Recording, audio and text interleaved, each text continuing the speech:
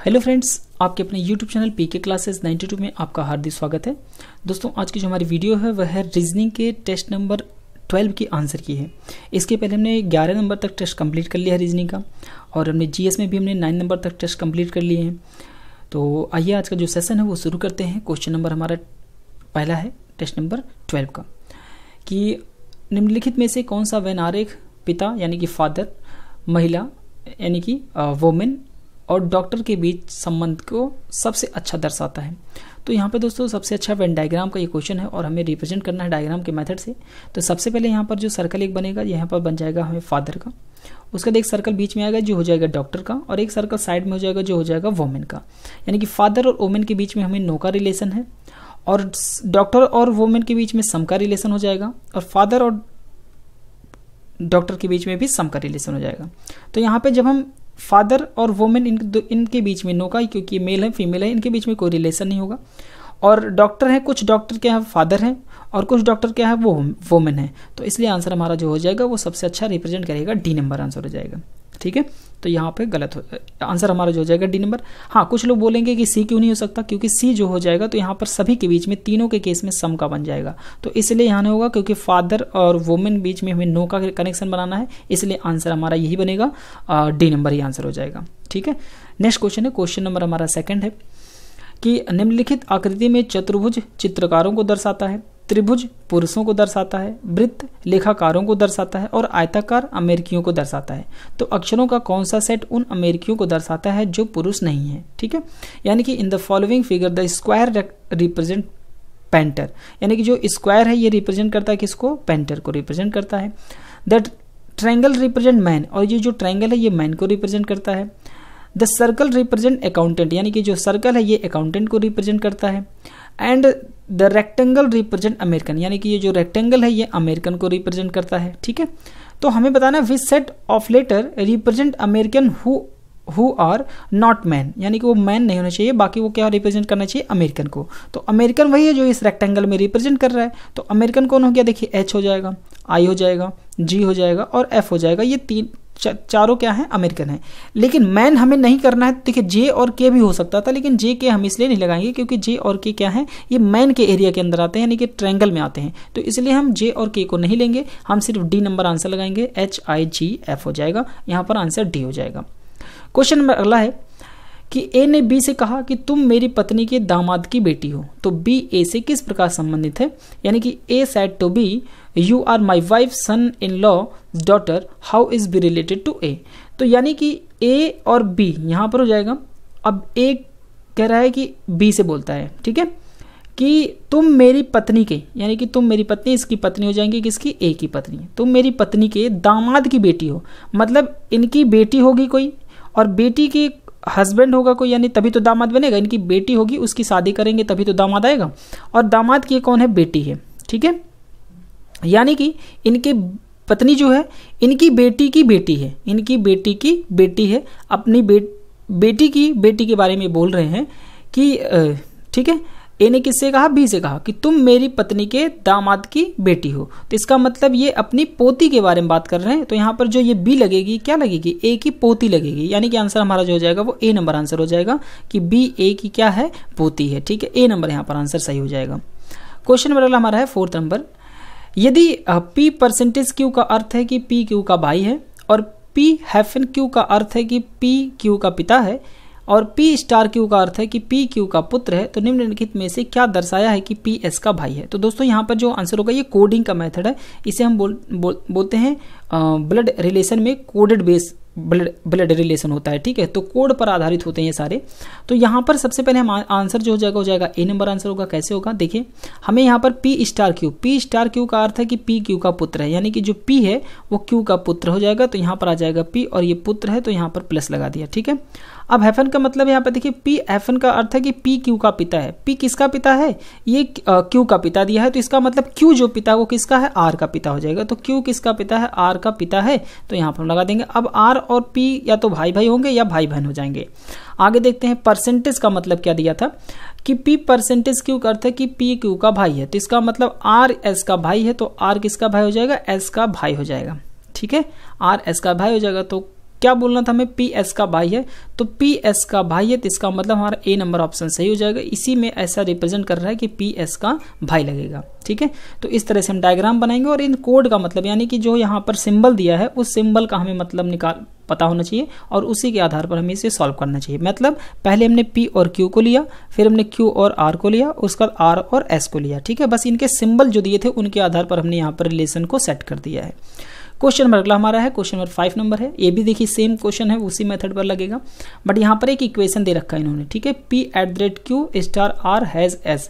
तो यहाँ दिया कि यदि A@B का अर्थ है कि A B का पुत्र है, यानी कि A is the son of B, है ना। तो यहाँ पर लिखा हुआ है A is the son of B। Clear. तो यहाँ पर एट का मतलब है सन है, यानी कि P सन है किसके, Q के। तो P जो है यहाँ पर हो जाएगा Q का सन है। ठीक है, तो यहाँ पर प्लस लगा देंगे। फिर स्टार का मतलब अब हमें Q और R को लेना है। पहले हमने P और Q को लिया, अब Q स्टार R को लेना है।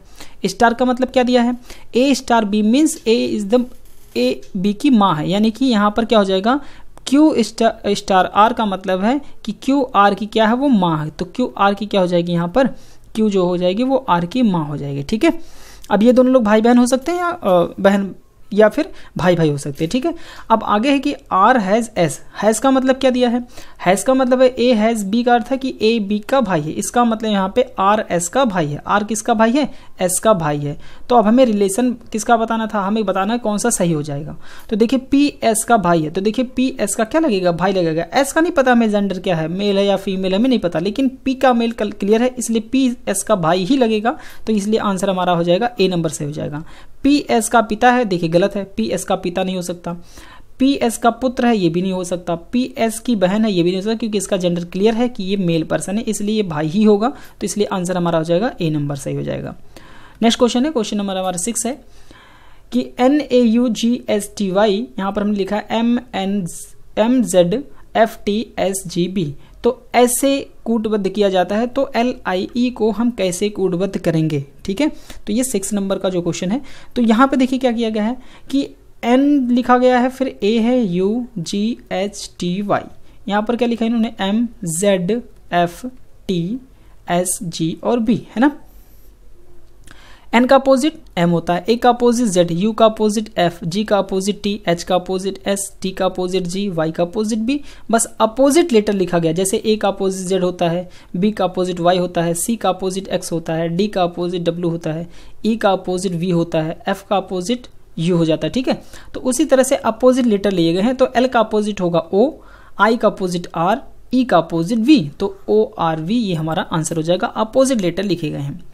नेक्स्ट नंबर देखिए, ये मैंने आप लोगों को पहले भी बताया था, ये बोर्ड मास रूल पर लगता है। यहाँ पर सिंबल को चेंज करना है, हर टेस्ट पेपर में एक क्वेश्चन आ रहे हैं, तो आप इस टॉपिक को जरूर पढ़ें और यहाँ पर बोर्ड मास रूल फॉलो होगा। यहाँ पर हमें क्या करना है, इस सिंबल को चेंज कर देना है, और जब हम इस सिंबल को चेंज करेंगे तो यहाँ पर आंसर जो आएगा वो आएगा 5, यानी कि A नंबर आंसर सही हो जाएगा इसका। ठीक है, क्वेश्चन नंबर अगला है PLUS को हम लिखते हैं 6275 और ATOM को लिखते हैं 4813। तो इस कूट में PALM को कैसे लिखा जाएगा। तो देखिए P के लिए इन्होंने कोड क्या किया है, 6 किया है, तो हम यहाँ पर P के लिए क्या लिखेंगे, 6 लिख देंगे।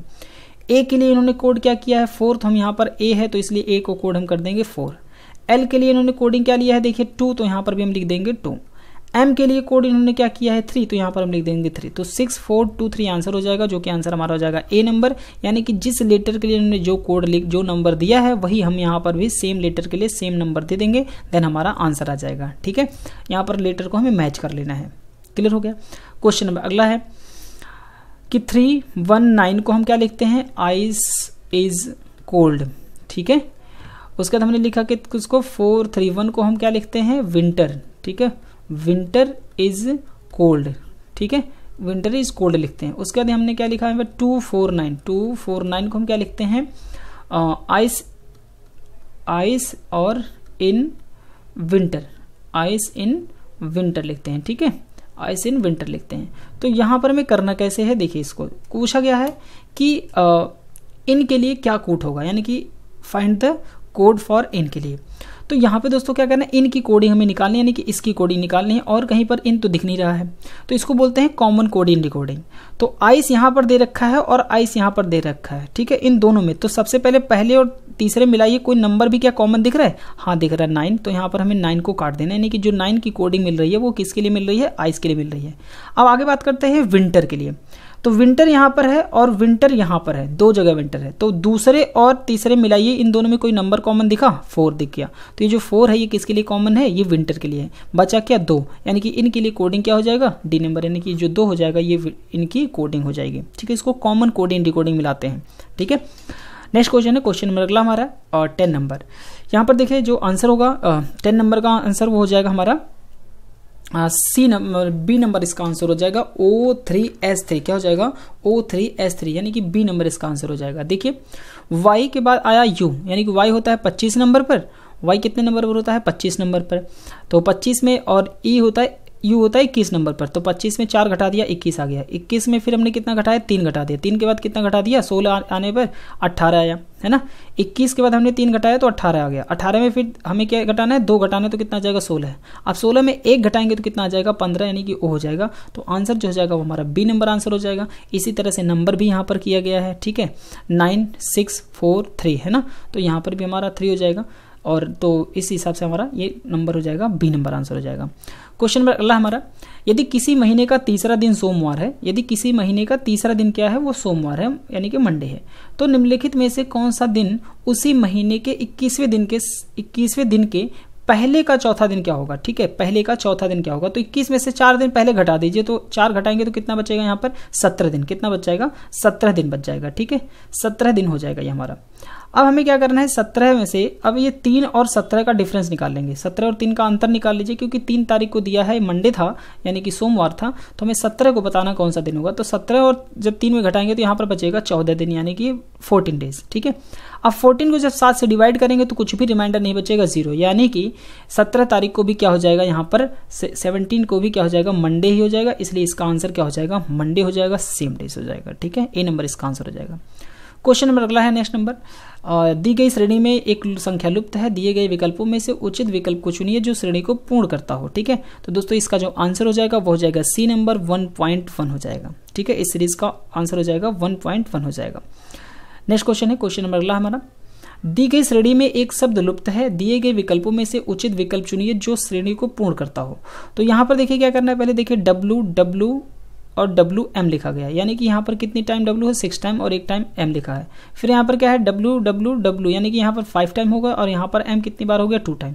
फिर यहाँ पर देखिए W, यानी कि यहाँ पर होगा 4 टाइम, और यहाँ पर W हो जाएगा 3 टाइम। तो यहाँ पर M 1 बार था, यहाँ 2 बार था, और यहाँ पर 3 बार, और यहाँ पर घट रहा है, ठीक है। तो यहाँ पर कितनी हो जाएगा? 3 बार, और यहाँ पर कितनी बार हो गया? 4 बार हो गया, ठीक है। अब यहाँ पर क्या हो जाएगा? यहाँ पर 2 बार हो गया, और यहाँ पर कितनी बार हो जाएगा? 5 बार। तो इसका मतलब आगे क्या हो जाएगा? W 1 बार आएगा, और जो M आ जाएगा वो 6 बार आ जाएगा, ठीक है। तो यहाँ पर हो जाएगा W, और उसके बाद यहाँ पर M, और यहाँ पर M हो जाएगा। तो आंसर जो हो जाएगा वो हमारा हो जाएगा बी नंबर आंसर हो जाएगा। देखिए W, और उसके बाद यहाँ पर क्या है? M, यहाँ पर बी नंबर, तो यहाँ पर बी आंसर हो जाएगा। नेक्स्ट क्वेश्चन है कि संख्याओं की वह जोड़ी ज्ञात करें जो इस पैटर्न में उपयुक्त बैठती है, ठीक है। तो 15 और 2 17, 17 और 2 19, 19 और 2 21, 21 और 2 कितना हो जाएगा? 23 हो जाएगा, ठीक है। उसके बाद 28 -3 25, 25 में -3 22, 22 में -3 19, 19 में -3 करेंगे तो कितना हो जाएगा? 16। तो इसका मतलब आंसर जो हो जाएगा हमारा वो सी नंबर हो जाएगा। 23 और 16 हो जाएगा, सी नंबर आंसर हो जाएगा, ठीक है। नेक्स्ट क्वेश्चन है, क्वेश्चन नंबर अगला हमारा है 15 नंबर, कि श्रृंखला में लुप्त संख्याएं x और y ज्ञात करें और y माइनस x का मान ज्ञात करें, ठीक है। तो यहाँ पर दोस्तों जो आंसर हो जाएगा वो हो जाएगा बी नंबर, यानी कि 80, आंसर हमारा 80 हो जाएगा। क्वेश्चन नेक्स्ट है कि लुप्त संख्या ज्ञात करें। तो यहाँ पर देखिए क्या है? 11, 11 के बाद 14, फिर 19, 26 और 35। तो 11 में हमने कितना बढ़ा दिया? 3 बढ़ा दिया, 14 हो गया। 14 में हमने फिर कितना बढ़ाया? 5 बढ़ाया, 19 हो गया। 19 में फिर हमने कितना बढ़ा दिया? 7 बढ़ाया, 26। 26 में हमने 9 बढ़ाया तो 35। 35 के बाद 11 बढ़ा देंगे तो कितना हो जाएगा? यहाँ पर हमारा 46 हो जाएगा। आंसर हमारा हो जाएगा बी नंबर आंसर हो जाएगा। क्वेश्चन में अगला है कि उस विकल्प का चयन करें जो तीसरे पद से उसी तरह से संबंधित है जिस तरह से दूसरा पद पहले पद से संबंधित रखता है। तो ए एम है, एम के बाद एन आ गया, 1 बढ़ा दिया। फिर यहाँ पर ए के बाद सी आ गया, यानी कि यहाँ पर 2 बढ़ा दिया। जी के बाद जे आ गया, यानी कि 3 बढ़ा दिया। आई के बाद एम आया यानी कि 4 बढ़ा दिया, यानी कि पहले क्या हो रहा है +1 फिर +2 फिर +3 +4 +5, तो ये इस तरह से एक एक बढ़ता जा रहा है। ठीक है, तो पहले 1 2 3 4 5 इस तरह बढ़ा रहे हैं। तो डब्ल्यू में 1 बढ़ाएंगे यानी कि 23 के बाद 1 24 हो जाएगा, इसका मतलब हो जाएगा x। 9 नंबर होता है आई, और 9 में 2 बढ़ाएंगे तो हम कितना हो जाएगा 11, 11 पे क्या आ जाएगा k आ जाएगा, यानी कि x और k हो जाएगा। ठीक है, तो आंसर जो हमारा हो जाएगा वो हो जाएगा ए नंबर आंसर हो जाएगा यहाँ पर। अगला क्वेश्चन है क्वेश्चन नंबर 18 नंबर, उस विकल्प का चयन करें जो तीसरे पद से उसी तरह संबंधित है जिस तरह से दूसरा पद पहले पद से संबंधित है। तो ए और डी है ना, फिर डी ए बी का डी एच लिखा है, डी ई का हमें क्या लिखना है। ठीक है, तो ए जो होता है वो 1 नंबर पर होता है, ए कितने नंबर पर होता है 1 नंबर पर, बी कितने नंबर पर है 2 नंबर पर, यहाँ पर है 4 और यहाँ पर है 8। तो 1 का गुणा 4 में करेंगे तो कितना हो जाएगा 4 हो जाएगा, फिर 2 का गुणा हम जब 4 से करेंगे तो कितना हो जाएगा 8 हो जाएगा।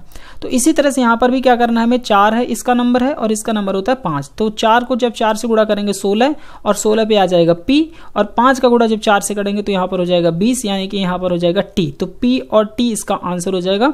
ठीक है, यहाँ पर P और T इसका आंसर बन जाएगा, यानी कि बी नंबर आंसर सही हो जाएगा। ठीक है, P और T इसका आंसर हो जाएगा, यानी कि हर नंबर में 4 से मल्टीप्लाई करके अगली संख्या आ रही है। ठीक है, क्वेश्चन में अगला है कि निम्नलिखित विकल्पों में से प्रत्येक में शब्दों की जोड़ियां दी गई हैं, प्रश्न में दी गई जोड़ी के साथ मेल करने वाले सबसे अच्छी जोड़ी को चुनें।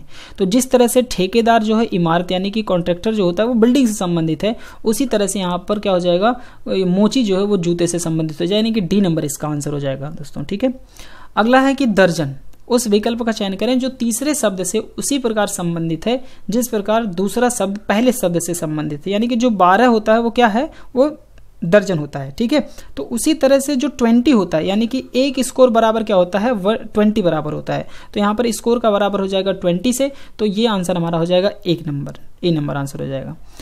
अगला है कि NIGSTINGALE शब्द के अक्षरों द्वारा कौन से शब्द का गठन नहीं किया जा सकता है, हमें ये बताना है। तो दोस्तों इसका आंसर हो जाएगा डी नंबर, और इस पर मैंने वीडियो भी बना रखी है और मैंने हर वीडियो में आप लोगों को बोला है कि इस टाइप के जो क्वेश्चन है मैंने पढ़ाया है उसको जाकर आप वीडियो जरूर देखें।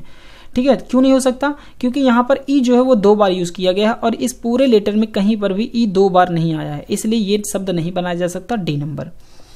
अगला क्वेश्चन है क्वेश्चन नंबर 22, निम्नलिखित शब्दों के किस शब्द के अक्षर अंग्रेजी वर्णमाला क्रमानुसार लिखे गए हैं। तो देखिए यहाँ पर जो आंसर हो जाएगा सी नंबर, क्यों, क्योंकि बी के बाद ई आता है, ई के बाद एफ आता है, एफ के बाद वाई आता है, तो ये क्रम से हैं अल्फाबेट के क्रम में, यानी कि ABCD के क्रम में लिखे गए हैं।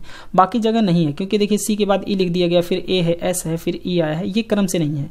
यहाँ पर AERIOUS ये भी क्रम से नहीं है अल्फाबेट के, BELIEVE ये भी क्रम से नहीं, इसलिए आंसर यहाँ पर सी नंबर हो जाएगा। क्वेश्चन में अगला है कि रात के 9 बजे घंटे का कांटा जो है, यानी कि जो हावर हैंड्स है उसके फेस नॉर्थ में है, यानी कि उत्तर की ओर होता है। तो सुबह 6:30 बजे मिनट की जो सुई होगी वो किस दिशा की ओर होगी। तो मान लीजिए घड़ी है और इसमें टाइम इस तरह बता रहा है 9 बज रहे हैं, यहाँ पर 3 बजेगा, यहाँ पर 12 बजेगा और यहाँ पर 6। तो ये जो 9 बजे है यानी कि जो आवर हैंड्स हो जाएगी, ये घंटे वाली सुई हो जाएगी हावर हैंड्स, और ये हो जाएगी मिनट वाली सुई। तो ये बता रहे हैं ये नॉर्थ में है, और यहाँ नॉर्थ मतलब होता है उत्तर दिशा, तो ये दक्षिण हो जाएगा यानी कि साउथ हो जाएगा।